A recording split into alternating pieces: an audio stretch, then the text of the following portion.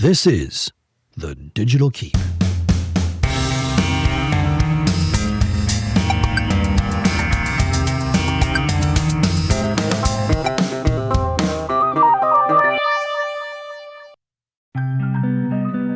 Welcome to The Digital Keep, a DataVoc podcast, a show about people, cybersecurity, and networks. A show for people trying to build a legacy. This is our pilot episode, so let's get the awkward part out of the way. My name is Guy. And to answer the next most common question, yes, that is my real name given at birth. I'm a Gen X Navy vet who spent the last couple of decades building and defending wireless systems, attractions, and critical infrastructure for places like Disney, Universal, the Defense Information Systems Agency, better known as DISA, and more. I've worked on everything from 10 gig network cutovers in Germany to wireless mesh systems and Star Wars attractions to being a part of the park-wide systems team that built an entire theme park's communication infrastructure and backbone from scratch as the manager of the wireless systems team. If that sounds impressive, just wait. I've also tripped over a Cat5 cable in front of a senior director, accidentally bricked a PLC by fat-fingering the upload, jumped out of my skin when a dinosaur roared behind me in a Cretaceous jungle, fixed a ride network with a very menacing Kylo Ren standing over me, and watched as Toothless flew riderless over my head, inspiring me to keep going while troubleshooting wireless issues, because RF is a tricky beast. And if you're not into tech, RF stands for radio frequency. It's the invisible medium that carries data through the air, like magic, but physics. So, as you can probably tell, this will be a well-balanced story of success and failure, triumph and tragedy. But, as Luke Cage's pop told him, never backward, always forward, always. You may be wondering why this podcast exists, or why did some guy make it happen? Is this a tech podcast? Kind of. Is it a leadership podcast? Yeah, but only in the way that old war stories are secretly about regret and growth. The honest truth is, this show is about the stuff that connects people across generations, systems, and silos. It's about mentorship without ego, security without paranoia, leadership without self-worship. And if we brush up against politics, don't panic. We're staying on the sidewalk.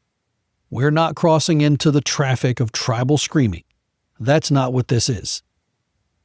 This podcast is the embodiment of the word cross-functional. So, if you've got your buzzword bingo card in front of you, go ahead and mark cross-functional.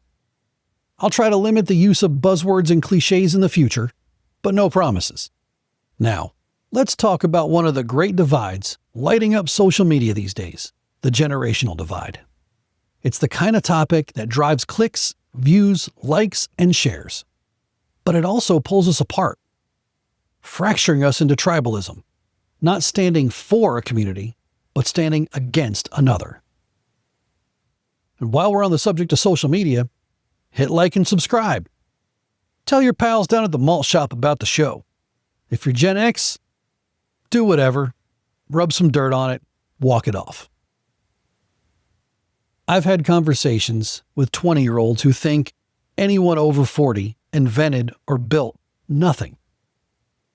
And I've worked with boomers who feel that Slack, that great form of communication that we use on tech projects, is a sin. But here's what I've really learned. Every generation thinks they are the most important in the history of everything. And individuals think they are the main character. And for a time, they're right. In our own stories, we are the hero. But in the big picture, we're all part of a long, messy, brilliant, broken, and beautiful system. We are the books that make a library matter. We're the files that make the network worthwhile. And sometimes, when we're at our best, what we build lasts far longer than we can ever perceive. On that note, let's take a fresh look at the Space Shuttle chariot analogy for a minute. Its solid rocket boosters had to be transported by train. That train, with the boosters, had to fit through tunnels. Those tunnels were built around the size of train cars.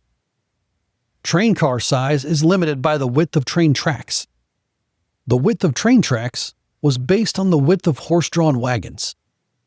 The width of wagon wheels is determined by the ruts in the roads all over Europe.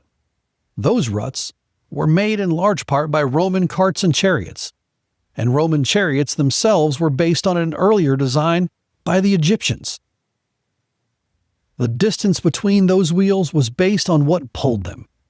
They were drawn by two horses, side by side, with just enough space between them. Legacy is weird like that. There's no way Roman or even earlier Egyptian chariot makers could have conceived that their designs would play a part in humans going into space. I know it's an old analogy, but it illustrates beautifully how generations, not just of technology, but of people, are all part of one longer story. So as we can see, two horses' butts from ancient chariots, Roman and Egyptian, help determine the dimensions of space-age rockets. Legacy, as I said, is weird like that. We need each other, and the future needs all of us. We need builders, breakers, mentors, challengers, and yes, even the occasional intern who rolls their eyes when we say LAN party to the older generations. We need the humility to accept that the next generation must improve what we gave them. Not because we didn't do a good job, but because nothing and no one is perfect, and that leaves room for improvement. Don't fight those improvements. Bring your experience to help guide them, so they can deliver faster, smarter, and with fewer scars, or at least different ones. Be a part of the solution. Isn't just a platitude if you put it into action. And to the younger generations, have the grace to recognize that the folks before you really were doing the best they could with the tools, data, and perspective they had, because human history is linear. At least until we get time machines. Don't dismiss the old ones because, as the commercial says, we know a thing or two because we've seen a thing or two. Your perspective is necessary, but their failures and their wins can accelerate your path, improve your outcomes, and help you avoid rebuilding broken wheels. Real resilience isn't about being right. It's about building something that lasts, even when you're gone. That is legacy. And it might just be shaped by two ancient horses' butts. From ancient horses' butts to modern technology, legacy is everywhere. And in the episodes ahead, we're going to explore even more unexpected connections.